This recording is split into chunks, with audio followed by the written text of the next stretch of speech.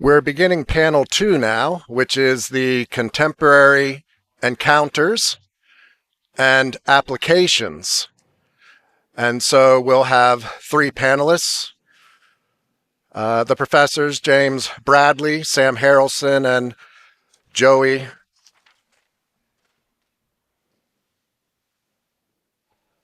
Belleza. Our first panelist, Father James Bradley, is a priest of the Personal Ordinariate of Our Lady of Walsingham, an assistant professor of canon law at the Catholic University of America in Washington, D.C., raised in the Church of England. He was received into full communion with the Catholic Church together with around 40 parishioners under the provisions of Pope Benedict XVI's Apostolic Constitution, Anglicanorum Cedibus. After his ordination, Father Bradley was assigned to studies in canon law at the Catholic University of America, from where he received the licentiate and doctorate in canon law. In 2020, Father Bradley joined the faculty of the School of Canon Law at the Catholic University of America.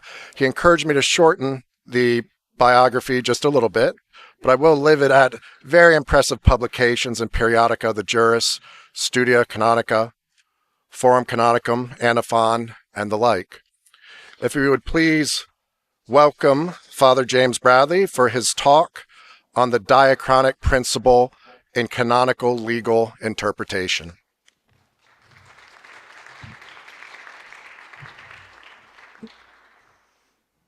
Good morning, everyone. I'd like to begin by expressing my thanks to Dr. Shannon and to the faculty, staff and students here at Christendom for hosting this conference. It's always a double pleasure to get out of Washington, D.C. and to get into the Shenandoah Valley. And it's also a rare mercy to be able to attend a gathering like this without having to go through an airport.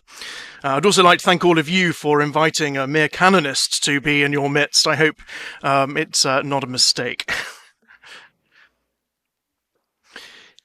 In his letter on ecclesiastical history, published just a few months before his death, the late Pope Francis lamented a synchronic reading of history which removes facts from their origins, divorces them from the study of their development, and leads to what he called a present without a past.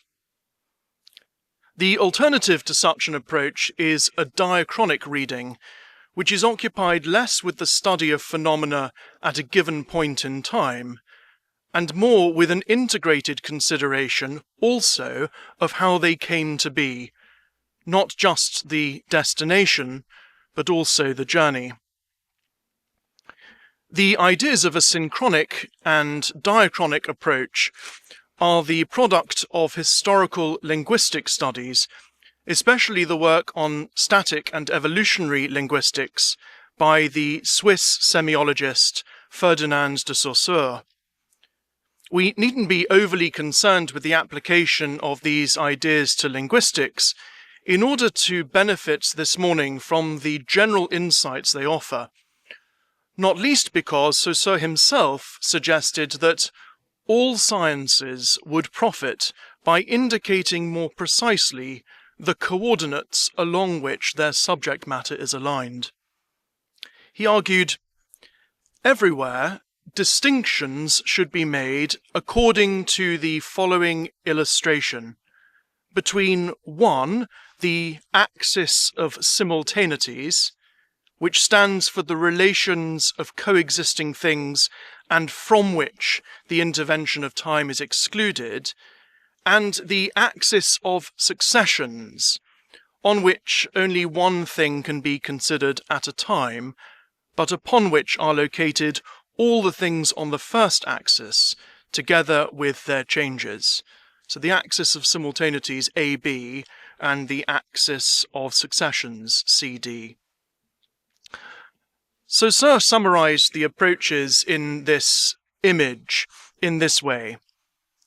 He said, everything that relates to the static side of our science is synchronic. Everything that has to do with evolution is diachronic. The application of an evolutionary or diachronic historical method has relevance not just to linguistics, but to the interpretation of law. As the German historian Reinhard Koselleck put it, every legal concept retains within its present formulation layers of meaning which originated historically. To interpret the concept synchronically is to omit most of its actual force. Thus, the facts related to the historical development of a positive legal norm are not alien to its meaning, interpretation, or application, but rather part of its DNA, and as such are intended by the lawgiver, the legislator, to be held not just as historical facts, that isolated A-B axis, but as an intrinsic part of the present reality within the normative phenomenon under scrutiny. Whilst the diachronic principle thus has value in the interpretation of all legal norms, the application of the idea to canonical legal norms has long been given particular nuance in the rules on canonical legal interpretation, albeit under a different guise. These rules are found amongst what canonists call the general norms, that is, the laws on law that are essential keys for interpreting and deciphering the meaning of all canon law. The general norms on canonical legal interpretation are not merely rules given by a human legislator, but are, broadly speaking, taken up into the Church's system of canon law from natural justice and from reason itself. Amongst these norms we can identify the diachronic principle, articulated in a number of ways. This paper will explore more precisely how canon law insists on this diachronic method in the interpretation of its norms, and it will do so through the writings of three important commentators on the general norms, and by considering their views on three principal ideas that relate the importance of history to the interpretation of canon law. As noted, the general norms arise from natural justice and from reason itself. As a result, they've been consistently a subject for commentary throughout history. Nevertheless, the period immediately following the first codification of canon law in the early 20th century led to a new wave of thoughtful scholarship in which three authors stand out: the Jesuit Felix Capello, the Capuchin Goma Michels, and the Jesuit Eduardo Regatillo. From the work of these authors on the general norms, it's possible to identify three common ideas with respect to the value of history in canonical legal interpretation. First, history is juridically significant. That is, history does not just provide background to a legal norm, but confers meaning. Secondly, that whilst a former law may cease to bind, it is not entirely useless because it has an enduring role as an interpretive key to the new norm. And thirdly, long-standing canonical practice forms part of the present interpretive obligation, or to put it another way, the manner in which something has been done in the past, evidenced, for instance, by praxis and jurisprudence and custom, has significance in the interpretation of the rule under consideration in the present. First, then, history is juridically significant. This broad point has specific applications, but for now it suffices to affirm the juridic value of history in a general way. For a century or more, history has been presented in the education of canonists as an integrated triptych of sources, the norms themselves, and scientific activity, that is, commentary on the norms. The value of canon law as a whole derives also from this point. The growth of written norms for ecclesial behaviour is not accurately portrayed as some medieval distortion arising after the pristine age of the early church, as suggested by some influential Protestant historians. Rather, canon law as we know it today traces its basic structure and sources to the apostolic and post-apostolic era. A sound historical method recalls this fundamental fact. History is therefore juridically significant in a most general sense because it lends weight to the intrinsic place, purpose, and role of canon law in the life and mission of the Church. To align this proposition with synchronic and diachronic principles, it may be said that the phenomenon of canon law as a whole is not just a coexisting thing from which the intervention of time is excluded, to paraphrase Sussard, but a reality that emerges from the life of the Church itself, guided by the Holy Spirit in every age, and so an authentic part of the Church's mission and life. Of the three authors of reference, Regatio is the most eloquent on this point, emphasizing the general thesis whilst bringing it to bear on the specific issue of canonical legal interpretation. In his Institutiones Juris Canonici, Regatio writes, "Canon law cannot be understood unless it is regarded as continuous. To introduce fictitious breaks is to distort the meaning of the law." This serves to underscore the general juridic value of history, and more specifically the phenomenon of canon law as a product of history, with roots set deeply into the earth of the Church's apostolic origins. Just as apostolic tradition, with a capital T, is, in the words of Benedict XVI, not a collection of things or words like a box of dead things, so the canonical legal tradition, with a lowercase t, which itself depends on the general and broader notion of tradition, capital T, is neither anachronistic nor essentially novel. In this sense, one might even say that canon law is a definitive guide to sacred tradition, embodying as it does the clear voice of the governance and teaching authority of the Church's sacred pastors throughout time.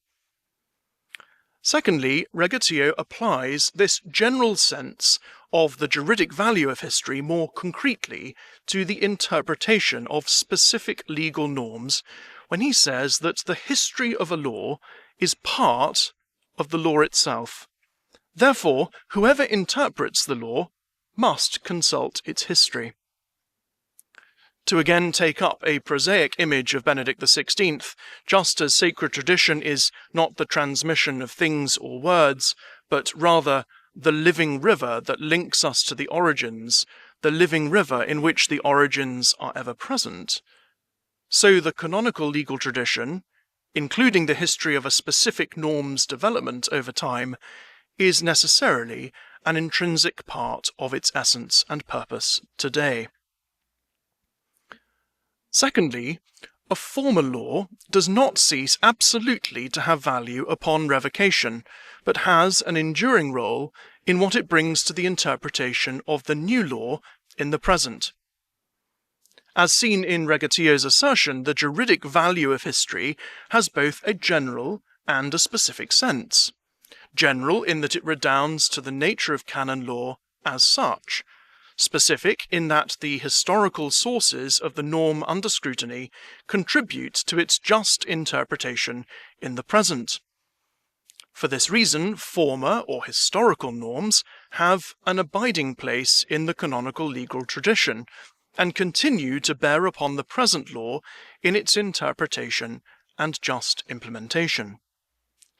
Felix Capello remarks on this point in his own discourse on the interpretation of laws, when he writes, "What was once determined by law now retains interpretive value, and from it the meaning of the present law is determined." Here, a distinction is to be made between the formal binding value, the vis legis, of the prior norm, and its enduring interpretive value. The former is definitively revoked by the just exercise of legislative power in the promulgation and entering into force of the new norm. The latter, however, has an abiding significance precisely because of the general juridic value of history that we've already discussed. Even if a norm inverts entirely the discipline of its predecessor, the historical development of the rule in its entirety sheds light not simply on the latter norm's background, but also on its present meaning, in technical terms, its scope, its form, and its effect.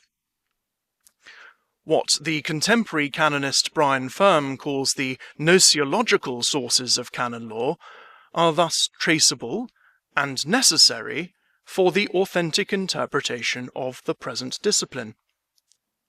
Michiels explains the continuing importance of the former law to the just interpretation of later laws in this way. Interpretation of a law can never ignore the historical condition in which the law was born, for the text of the present law often derives its meaning from the preceding law. And elsewhere he writes, older laws retain interpretive force even after abrogation, insofar as they shed light on the meaning of the new text. Regatio too lends voice to this view when he explains more fully that not only does the former law have interpretive force, but that in fact only comparison reveals what the present legislator intends. So, not just the source history, but also the scientific and institutional history of the former law, that is, the views of scholars in commentaries and of legal authorities in praxis in carrying out the law, have relevance to the interpretation of the new rule under review in the present. Thirdly, historical praxis forms part of the present interpretive obligation.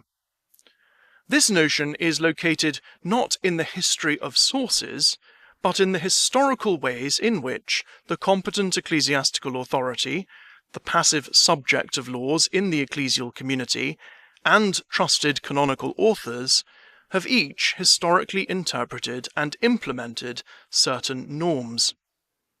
This approach may be seen in a variety of expressions, such as authoritative praxis, jurisprudence, custom, and the common opinion of legal scholars. These are each concrete historical indicators of the diachronic principle actively at work in the interpretation of canon law.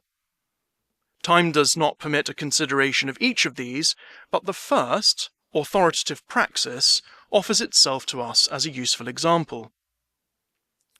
Authoritative praxis is identified in the general norms as the interpretation and implementation of laws in a consistent and time-tested way by those closely associated with the person of the legislator, and to whose acts may therefore be attributed some special kind of insight into the law's meaning.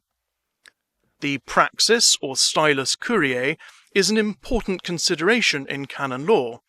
How the dicasteries of the Roman Curia have enacted universal laws through their particular administrative actions in the past, even the recent past, can be useful to local administrators in their own governance when there is doubt about the application of a law in a given situation and a high degree of consistency in the Roman curial approach. As Charles Augustine explains, this concerns applying the law by rendering a decision in default of an existing law in accordance with the stylus curiae. Capello remarks on the interpretive value of this source of authoritative historical implementation of the law when he writes that the full mind of a law cannot be known unless we examine the law within its tradition, in the practice of the curia and in the prior law. Michiels goes further to say that the praxis curiae arises by reason of the nature of canon law itself, and thus represents not a mere application of the law, but sources of the true understanding of the law, insofar as they manifest authentically the mind of the legislator. At the same time, bearing in mind the historical weight attributed to these decisions and actions, he notes that the praxis curiae must be constant and long-standing, not sporadic or uncertain. So the length of time in which an interpretation has been followed in the past becomes itself a significant factor in the weight attributed it for the present in its application and interpretation. To conclude, returning to Pope Francis's letter on ecclesiastical history, the following insight can be understood as a summary of what we've discussed. Quote, "The avoidance of history very often appears as a form of blindness that drives us to waste our energies on a world that does not exist, raising false problems and veering towards inadequate solutions." End quote. What this says of the importance of history and historical study as a whole also applies to the value of history in the consideration of canonical legal phenomena. A diachronic reading of present contemporary canonical legal norms roots the law as it stands in its full and proper context, as a fruit of the Church's authentic life through time, as a means of ensuring consistency and thereby avoiding arbitrary applications of the law, and as an authentic and ecclesial expression of that which is just in respect of social behaviour in the Church. In sum, the diachronic principle guards against the kind of legal positivism that divorces norms from their proper historical context, and conversely guarantees an interpretation of the law that is in radical and fundamental fidelity to legislative intention, legitimate institutional evolution, and prior authoritative use. Thank you for your kind attention.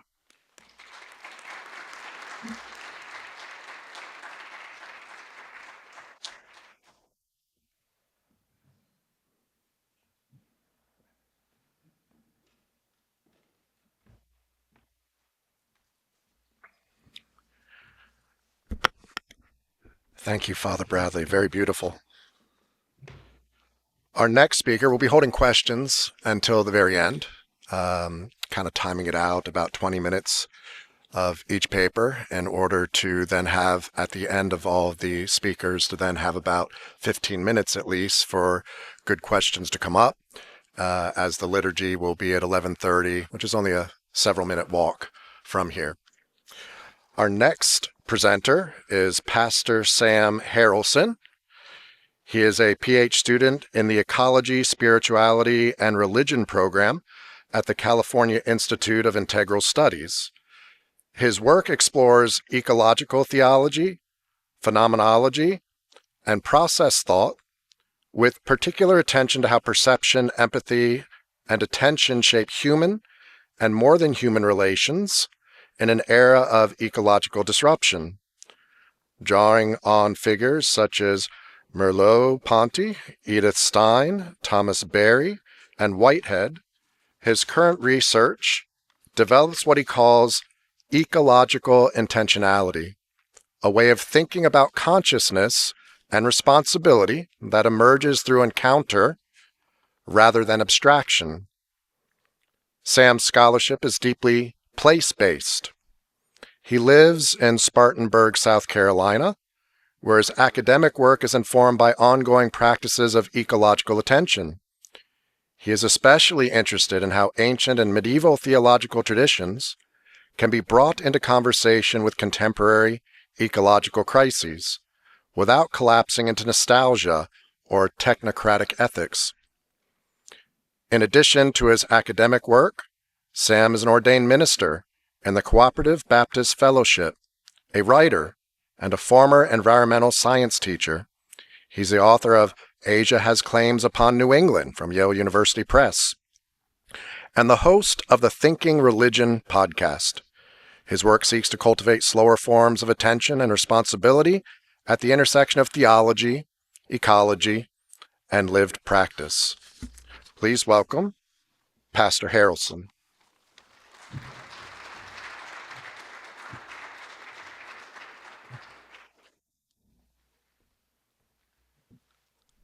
I think they read those right before our presentations just to throw us off a little, keep us on our toes. Good morning, and It is wonderful to be with you all today. And such a beautiful place, beautiful campus, beautiful area of the country. I'm talking this morning primarily about St. Edith Stein. And Edith Stein has an amazing story. There was a pretty poorly made German film back in the 1990s based on her life. And I keep waiting for the Hollywood blockbuster film based on her life and adventures and untimely death. But she was, just for a little bio background, if you don't know anything about Edith Stein, who would also become Saint Teresa Benedict of the Cross after her Carmelite joining.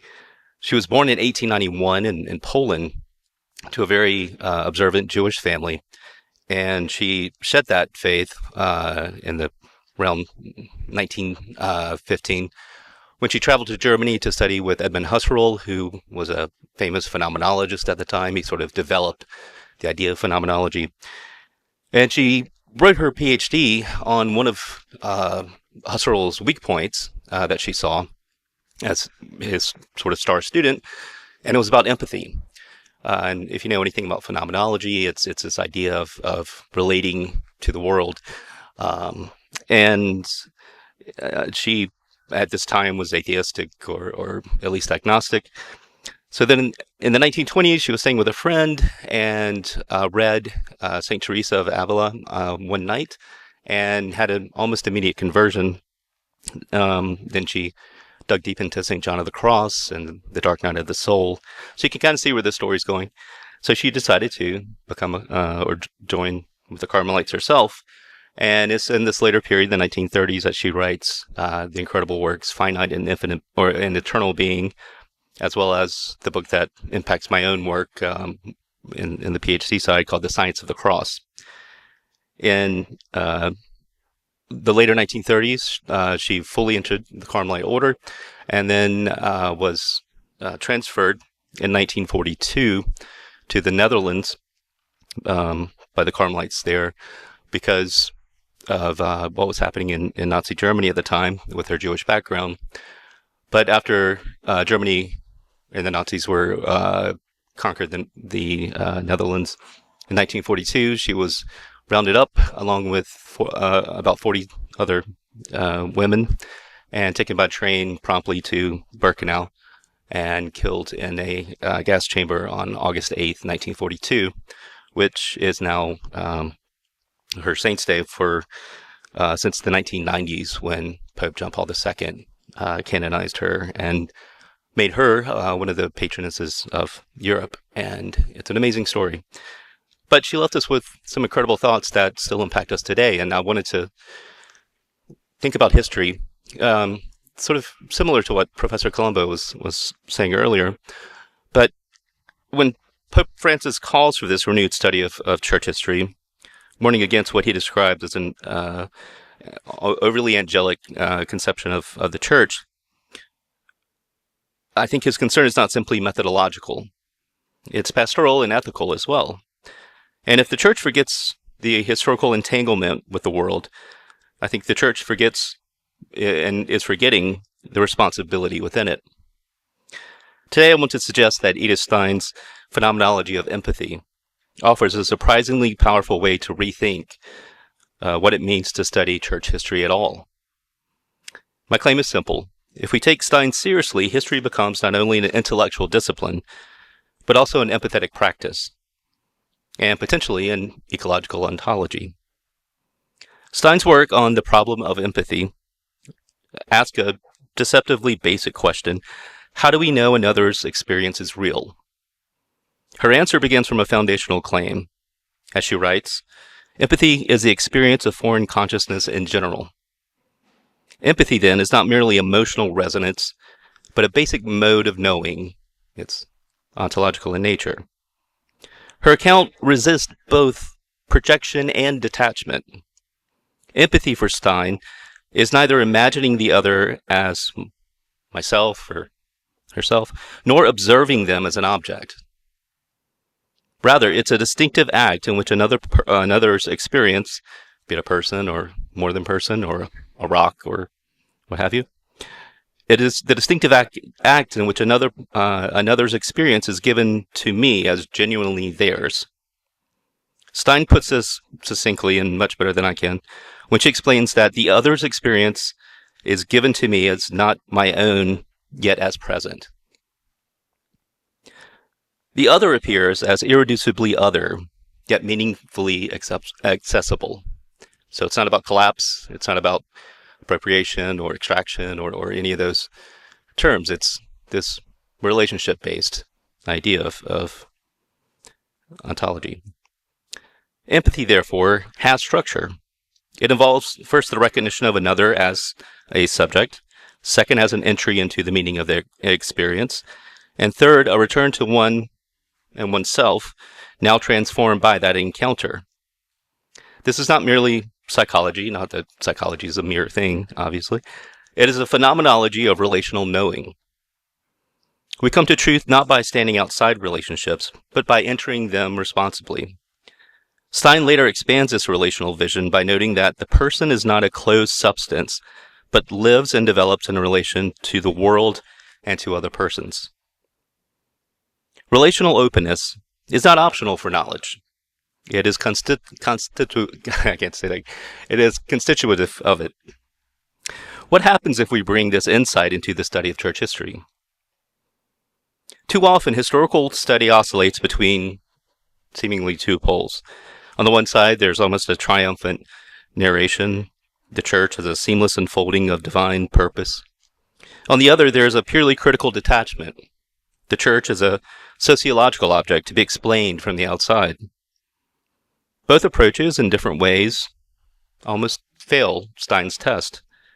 One collapses alterity into ideology. The other refutes encounter altogether. A Steinian approach to church history would instead treat the past as something we must empathetically encounter. To study a council, a missionary movement, a devotional practice, or a theological dispute is not only to catalog events. It is to ask what worlds of meaning were lived there, what fears, hopes, and constraints shaped those actions or those thoughts, and what forms of life were made possible or foreclosed upon. Historical understanding assumes that past actors were not merely functions of structures, but subjects whose experiences carried intelligible meaning.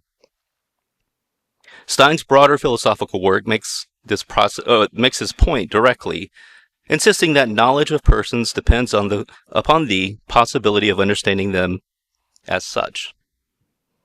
History, in this sense, becomes an act of disciplined attentiveness to lived experience across time. But Stein's framework almost pushes us further than this. Because once empathy is understood to be openness, or as openness, to real otherness, we face a deeper question. Who counts as the other in historical understandings? Stein herself focuses primarily on human persons, obviously, yet the structure she identifies does not logically stop there. The church's history has always unfolded not only among human actors, but within landscapes, climates, material resources, animals, built environments. The monasteries of medieval Europe were shaped not just by humans, but also by forests and rivers and agricultural cycles. Missionary expansion often followed trade routes, mineral extraction, and imperial ecologies. Liturgical art depends on pigments, wood, stone, and labor drawn from specific places. The cross itself is made of wood. These are not background conditions. They are part of the creaturely field in which Christian history becomes and became possible. If Stein teaches us that knowledge requires acknowledging the real presence of the other, then historical study must also attend to these more than human participants in the church's story. This is what I call empathetic ecology, or in my broader work, ecological intentionality. Here, the tradition offers companions for Stein. Hildegard of Bingen's notion of veritas, or the greening vitality of creation, portrays divine life as manifest in the flourishing of the natural world. For Hildegard, spiritual history and ecological vitality are inseparable. In contemporary theology, thinkers like Leonardo Boff, in his Cry of the Earth, Cry of the Poor, and integral ecology, Similarly, insists that Christian ethics cannot be disentangled from the well-being of the Earth's systems and communities. Stein provides the phenomenological grammar that helps explain why these insights matter methodologically. If understanding requires empathetic openness to real others, then historical truth demands attention not only to human intentions, but also to the material and ecological conditions that co-shape them. Let me offer one brief example. In the 19th century, European and Northern American engagement with the ancient Near East brought Assyrian reliefs and artifacts into Western museums and theological discourses. These objects were treated as confirmations of biblical history and symbols of civilizational continuity. And these were mostly Assyrian artifacts. It was called Assyriomania in the 1880s, 1890s. It was fascinating development. And now we have these Assyrian artifacts in places like the Met and Yale and Harvard and Chicago. And people still marvel over them, but for different reasons. It was a theological context then. But their removal also depended on imperial infrastructures, environmental extraction, and the displacement of local cultural ecologies. The church's encounter with these artifacts cannot be understood fully without recognizing the ecological and political networks that enabled their movement. A purely doctrinal history might note the apologetic value of these discoveries, as it's interesting. A purely political history might critique imperial appropriation. However, I would say a Steinian empathetic ecological history asks something more layered. What worlds of being were opened and closed here for scholars, for local communities, and for the landscapes themselves? Such questions do not dilute historical rigor. I think they deepen it. So what does all this mean for Catholic higher education today? If church history is taught merely as a sequence of events or doctrines, students may inherit either nostalgia or cynicism. But if history is taught as an empathetic encounter with the lived creaturely reality of the church across time, it can cultivate something else entirely: humility, responsibility, even solidarity. Students begin to see that the church's past is not an untouched or untouchable monument. It is a field of relationships. I was a physics teacher for a long time. I like to talk about fields of things. It's a field of relationships still happening with our present obligations. So in this way, historical study becomes formative rather than merely informative. It trains perception. It helps form conscience, or your internal idea of a conscience. It prepares a mode of witness that is less triumphalist and more cruciform, grounded in attention to vulnerability, grounded in interdependence, and grounded in the real cost of historical action. So let me close with this thought. Edith Stein teaches that empathy is not sentimental identification. It's not what we consider empathy today in the modern context, which now we're seeing some people push back on and saying empathy is sort of a weakness, if you will. You might hear that from various sides of the aisle. But that's not what Edith Stein was describing here. It's not kindness and collapse between two things. It's not me imagining myself as you or putting myself in your shoes, as you might say. It is a disciplined openness to the reality of another. It changes how we know, and therefore how we act. Empathy comes before ethics in this case. If we bring that insight into the study of church history, we may discover that the task is not simply to remember what the church has done. The deeper task is to learn how to perceive the church's past truthfully within the full web of human and creaturely relations, or fields, that made it possible. Such perception does not weaken faith. It grounds it. And perhaps this is precisely what Pope Francis is asking of us. Not a history that idealizes the church, but one that helps the church inhabit time and the living world with deeper honesty, responsibility, and hope. Thank you so much. I appreciate your attention.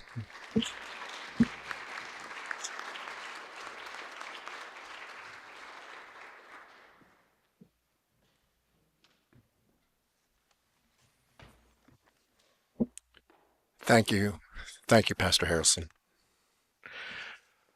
Our next speaker is Professor Joey Belleza from the Athenaeum of Ohio, The Perils of Genealogy, a Reassessment of Radical Orthodoxy's Historical Narrative. Joey is Program Director and Lecturer of Theology at Mount St. Mary's Seminary in Cincinnati, Ohio. He holds a BA in Theology from the University of San Francisco, master's degrees in Philosophy and Theology from the Dominican School of Berkeley, and a Licentiate of Sacred Theology from the Jesuit School of Theology at Santa Clara University. In 2023, he defended his doctoral dissertation in Principio Erat Signum, Dueling Dionysianisms and Sacramental Semiotics in Thomistic and Franciscan Poetry at the University of Cambridge. Joey writes widely, especially on Thomism, Franciscan studies, church history, and liturgical sacramental theology, with his work appearing in the Berkeley Journal of Religion and Theology, New Black Friars, Nova et Vetera, Anaphon, Modern Theology, and Hethrop Journal. He's currently preparing critical editions of Jacopone da Todi's poetry and Albert of Brescia's De Officio Sacerdotis. Please welcome Professor Belleza.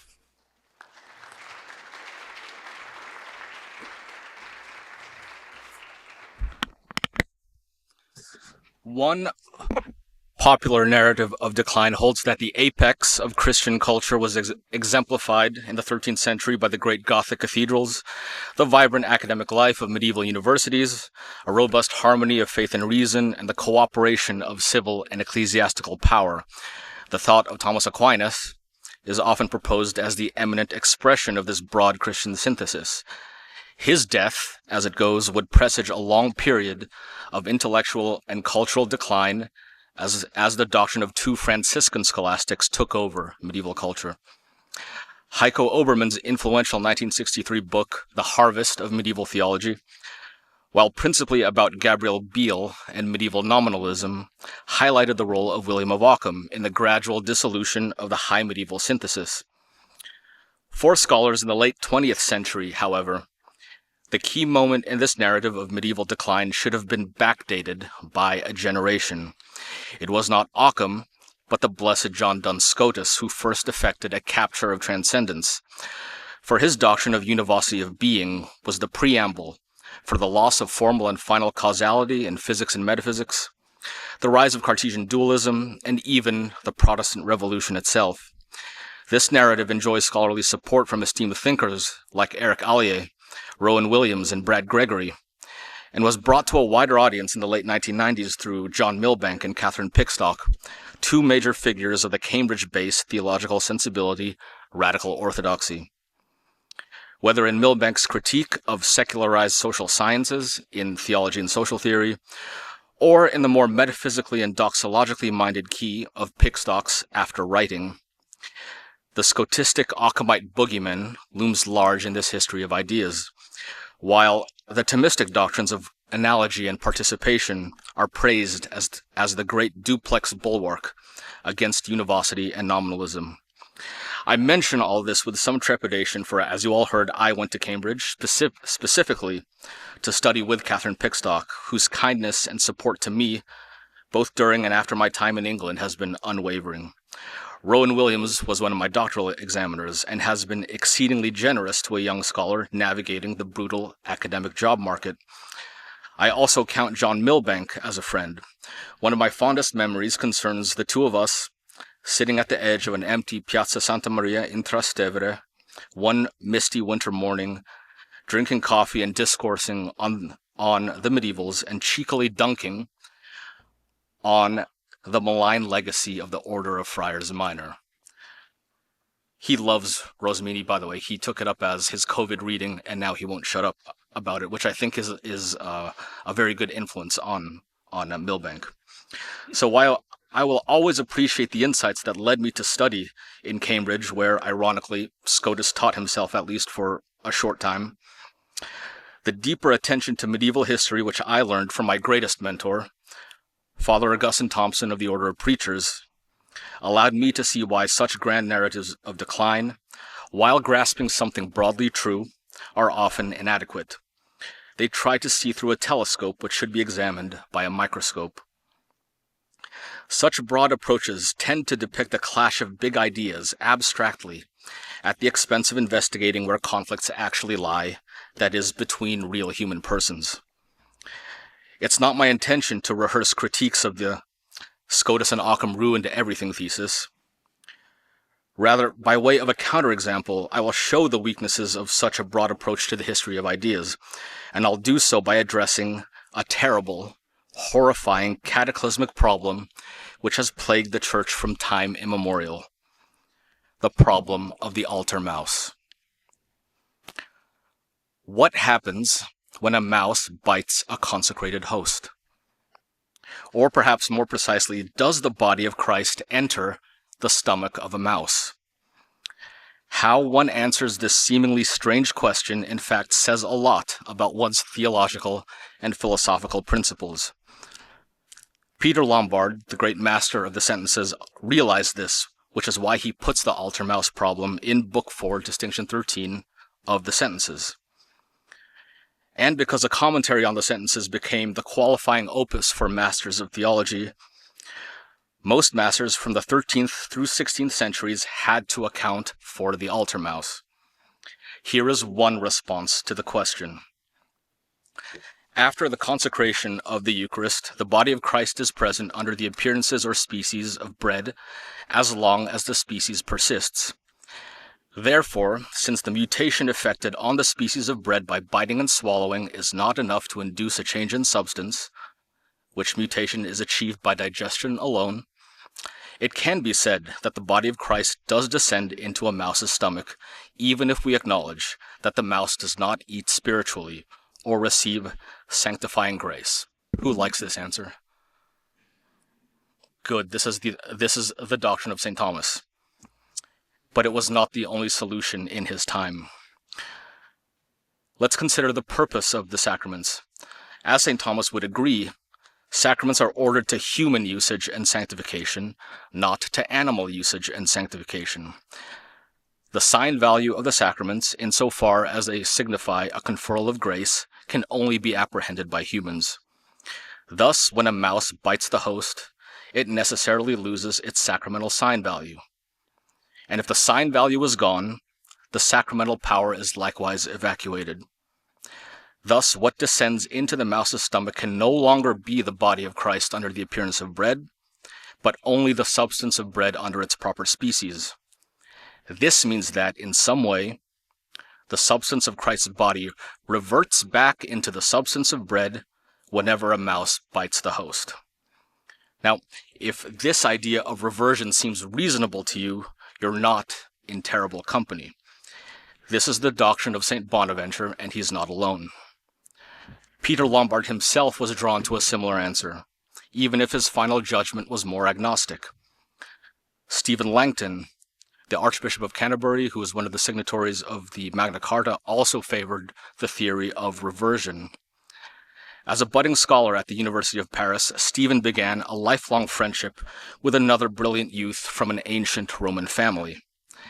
That youth was Lothar of Segni, the future Pope Innocent III, who would not only put a red hat on Stephen's head, but bring the medieval papacy to its greatest height.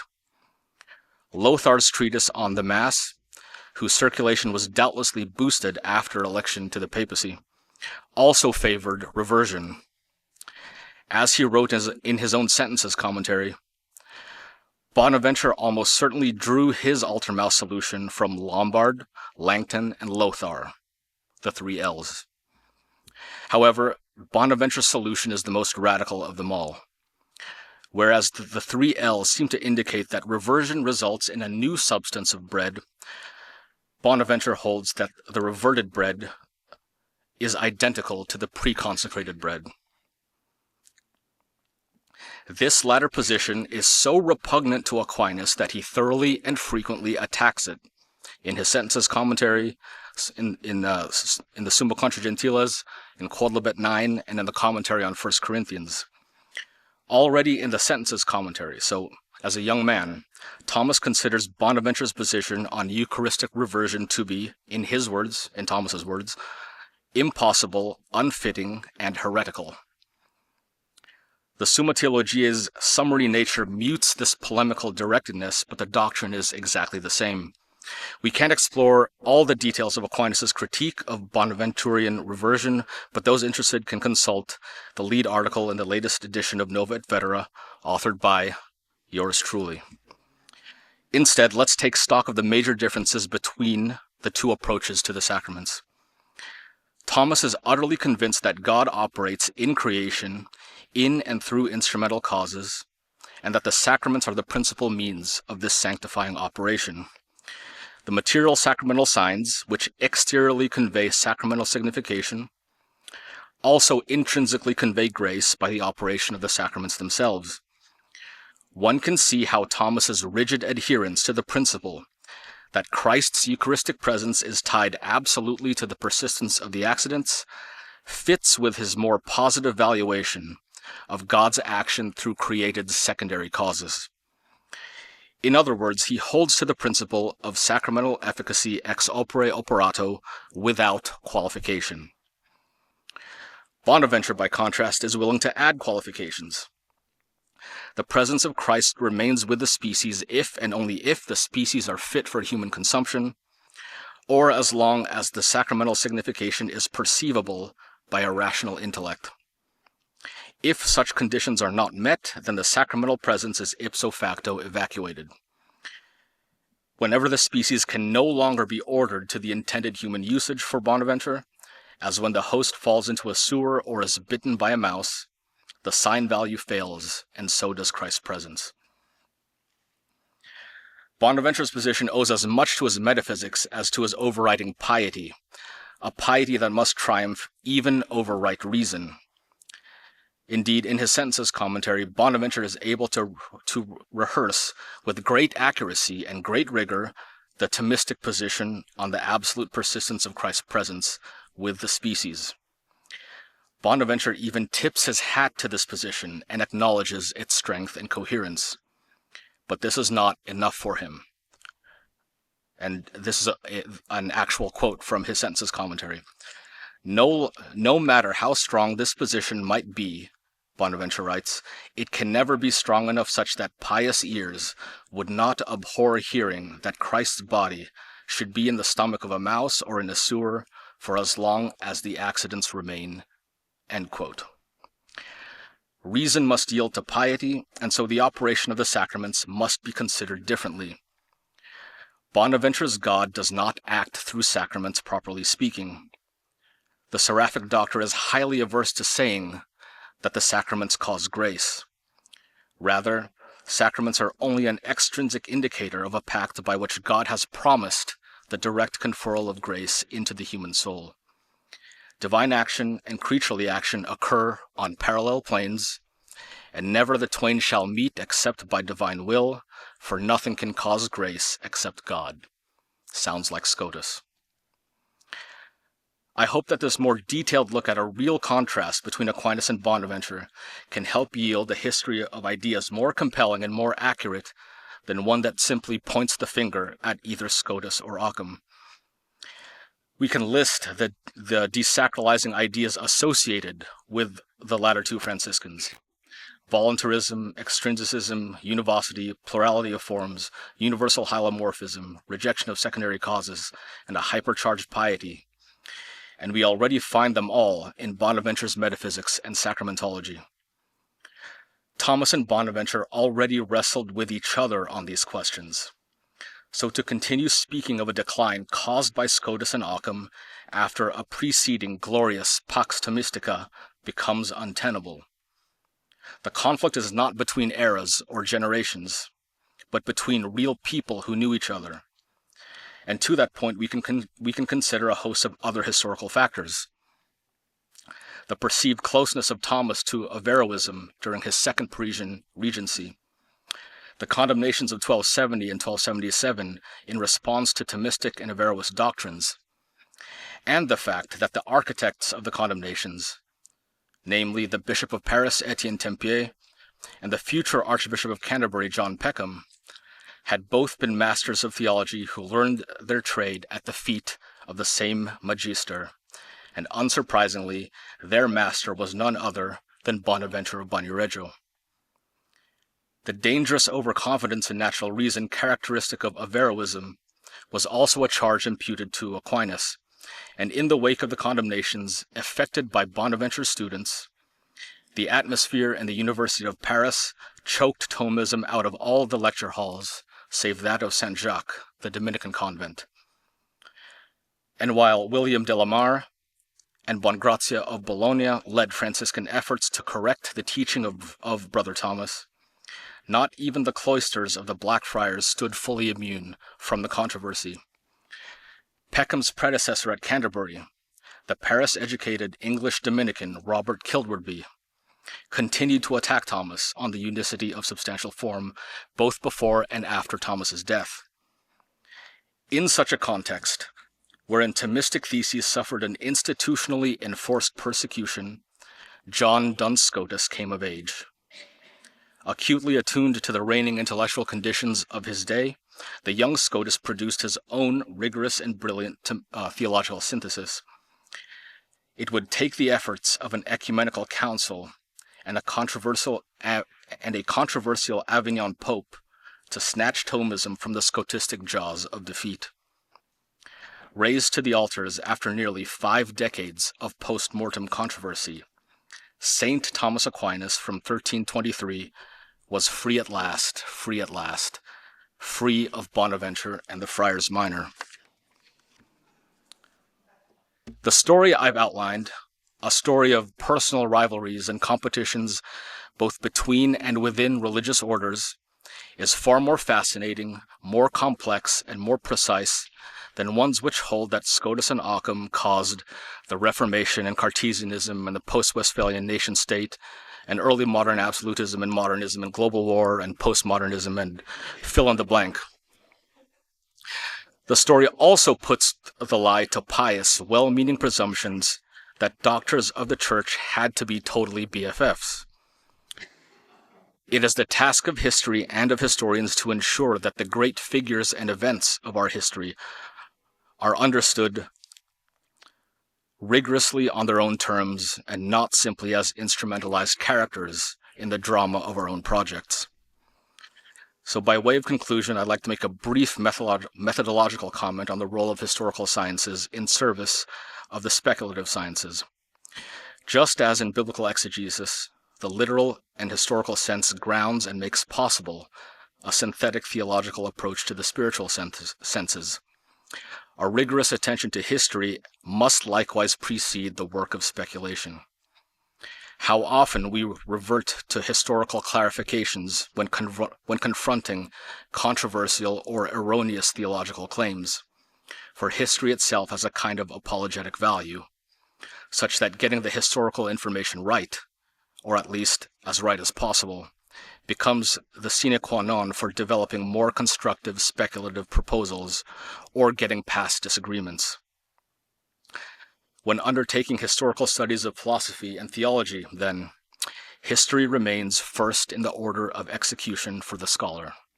In practical terms, that means learn paleography, archaeology, and languages. In the order of reality or order of causality, however, the speculative sciences are primary, such that the full meaning of historical data in the context of salvation history can only be ascertained in light of both faith and reason. In other words, the eternal Word was only made known in history as man, and in his historical humanity we come to recognize the eternal Word by whom all things were made. We knew him as man that we might know God, but only by knowing God can we learn the full significance of man. To him, the true God and true man, be honor, glory, and praise for eternity in time. Amen.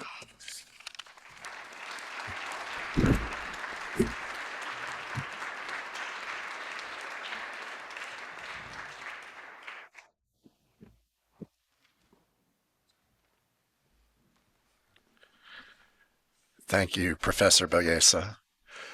We have the microphone up here, up front, and we have at least 15 to 20 minutes for question and answer with the panel. Would you please do us the grace of bringing your questions and lining up over on this side? Thank you. Thank you all for your papers. A question for Father Bradley. I'm wondering about how this diachronic principle applies in looking at big moments of reform in the church in history, which are also big canonical reform moments, but also canonical research moments. So I'm thinking specifically of 11th, 12th century Gregorian reforms, that moment. There's a lot of looking back at early church law that has not been practiced hardly anywhere. And there's this investigative process to find laws that justify then going in, deposing bishops, all manner of big actions from the current legislators. So how would the lack of living custom and the lack of living enforcement then apply in those kind of moments where there are big changes afoot from a canon law perspective? Thank you.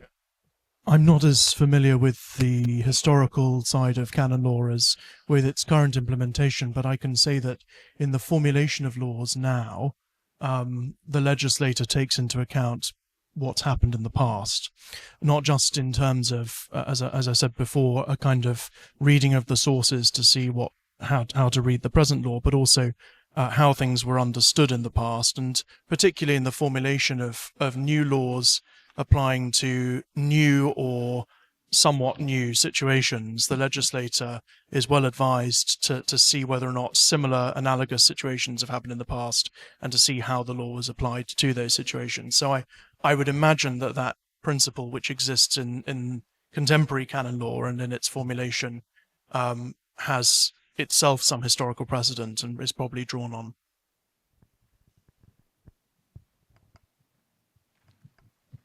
Thank you very much to all three of you. I wish I could ask a question of each of you. I'm going to go to Professor Belleza. Thank you very much. I found myself nodding, smiling, if not laughing, through much of your enjoyable presentation. If you don't mind, I'm going to push you a little bit. I'm not seeing exactly what your argument is that yields the conclusion there that history is the first in the order of execution. As regards trying to understand, I mean, the classic argument that nominalism is the big problem. What exactly is the alternative that you're suggesting? I certainly immediately see that an historical understanding is going to help us appreciate what's in play here and get a better view. So we certainly have to have an historical context to understand St. Thomas in relation to nominalism. At the end of the day, is it or is it not the ideas that are at the root of the things that that account is claiming stems from it? Is it not fundamentally stemming from the ideas and not from the men? And so I just want you to feel free to push back. I know it was a very short presentation. Sure. Ideas are in men. Ideas are in people, and even if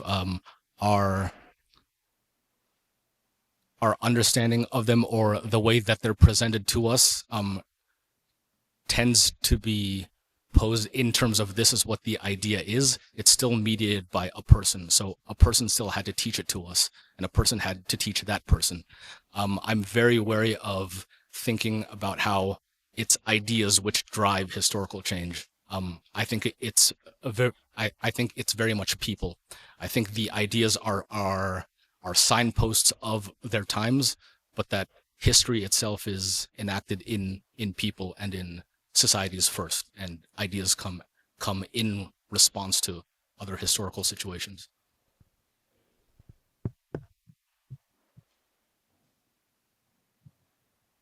Well, thank you all for your presentations. I was struck by, I think, both in Joey and Sam's presentations, I felt, as a historian, I felt a little more kind of robust understanding of the relation between the historical and the speculative, in contrast to Justin's paper, which was more, it's almost like, well, you guys are okay down there, you're useful, but, not really kind of substantial thought in itself. But I wanted to, Sam, ask you to say a little more about the material in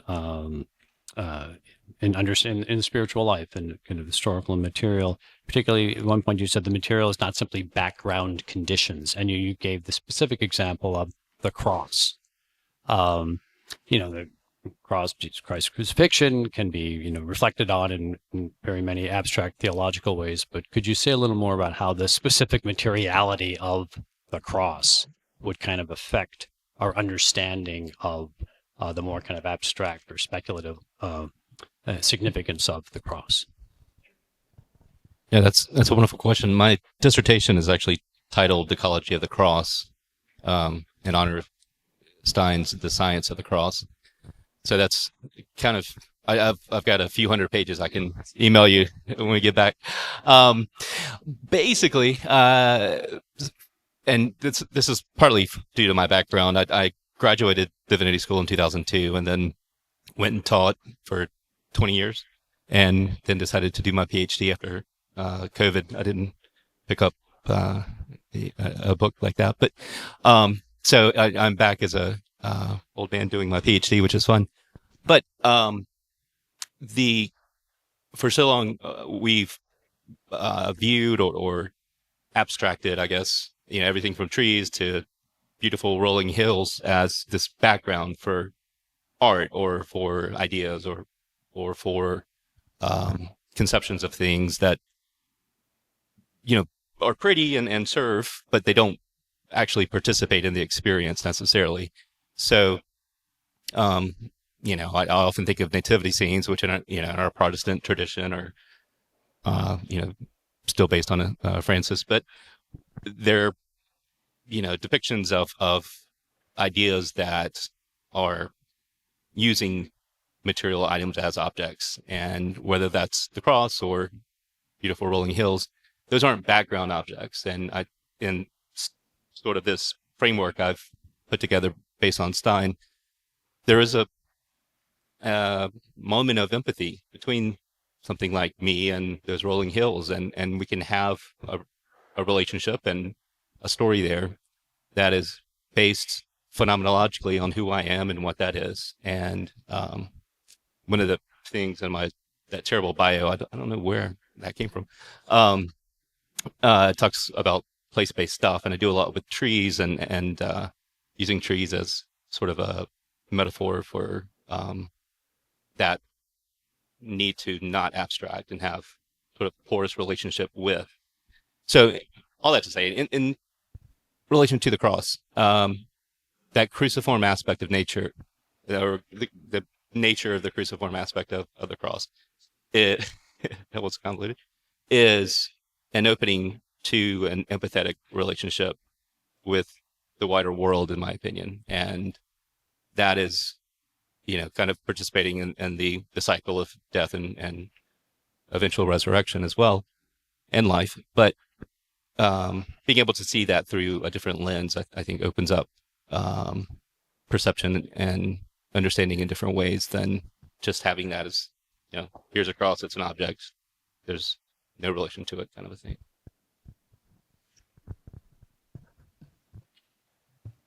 Hello, thank you for the talks, guys. This is for Sam. So when looking at history with empathy, when there are multiple perspectives, since as we know, history isn't just black and white and there are many instances of it being gray, what do you do? I was waiting for the rest of that question. No, it's a good question. It leaves me lots of meandering places to go. It is good. I think that, the sort of conception of empathy, as well as history, being nuanced and having shades of gray, if you will.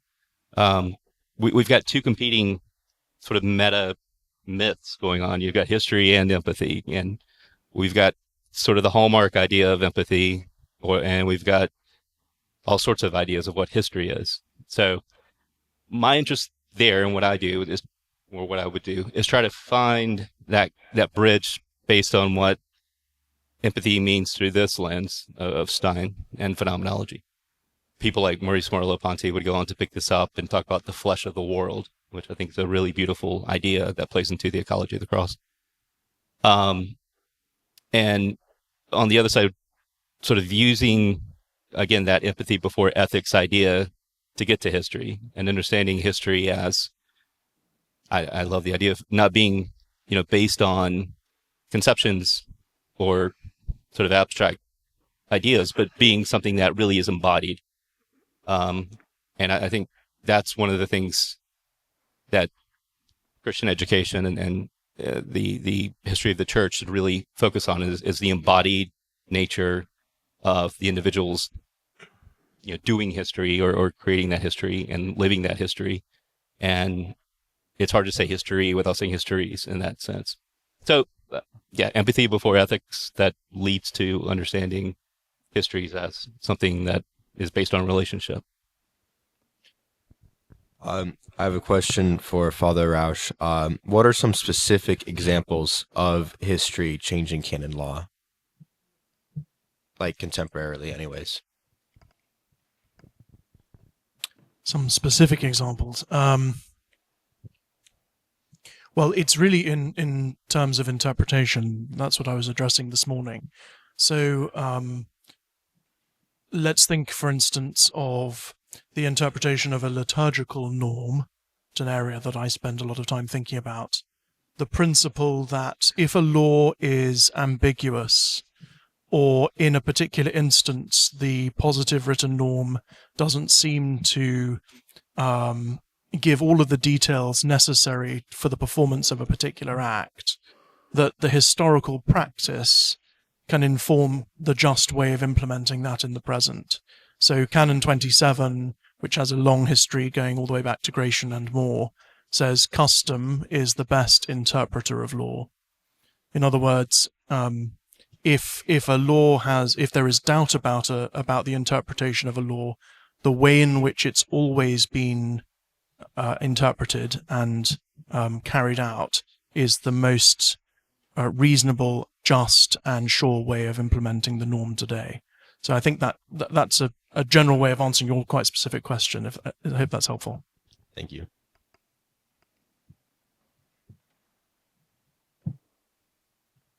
This was fun because it was a lot more like theology, and I'm a theology person.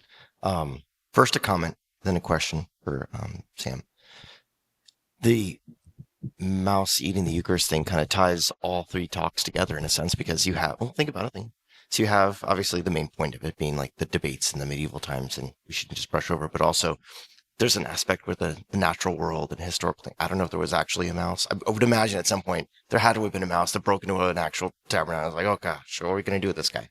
But then you can see the legacy of the implications of canon law, at least as far as liturgical law is concerned, because nowadays when you have, let's say, the Eucharistic species is dropped on the floor or something like that, but what do you do with it? You don't feed it to a mouse, but you let it dissolve in water. So like the natural world takes back, like kind of thing, and breaks down. So in a sense, Thomas's theology kind of prevails, as we're getting at. All right. That was the comment. The question then.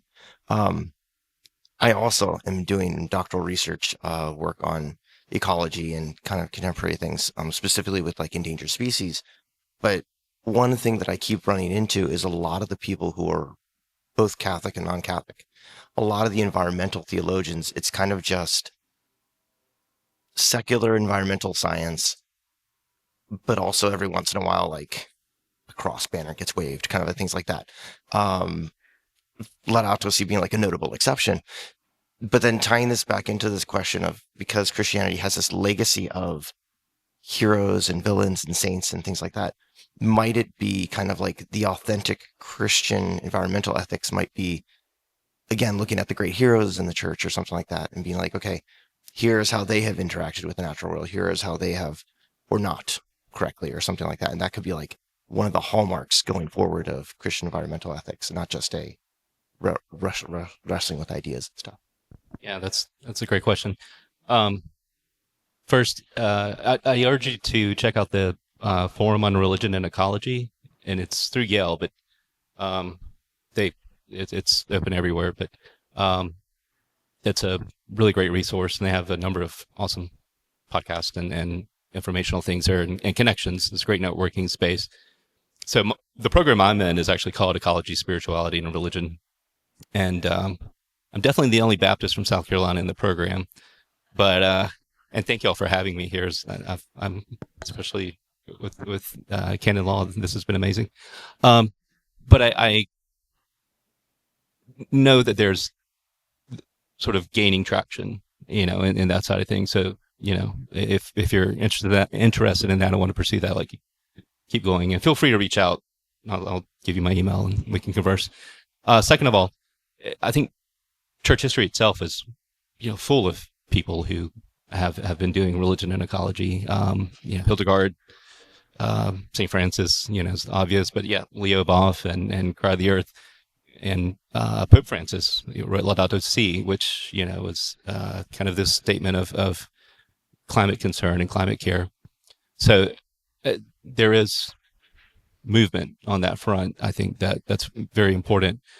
And last thing, I'll be quiet, but I think that one of the best illustrations for this, my idea of, empathetic ecology, but just religion and ecology, or, Christianity and ecology in general, is looking at the elements, looking at the Mass or the Eucharist or the Lord's Supper, as some of us call it, but looking at those elements and saying, where did this bread come from? Where did this wine come from? We know what it's turning into. Well, so yeah, we'll get back and forth on that. Sorry. I had to do that. But we, where does it come from? And the communion itself, the Eucharist itself, is from the earth. And it's just like us. So yes, it dissolves back into water, just like we go back to dust. And I think that's a really powerful, not just metaphor, I think that's a really powerful opening for people who want to understand, religion and ecology. Why? Because I think Christianity in itself is place-based and earth-based, and here we are.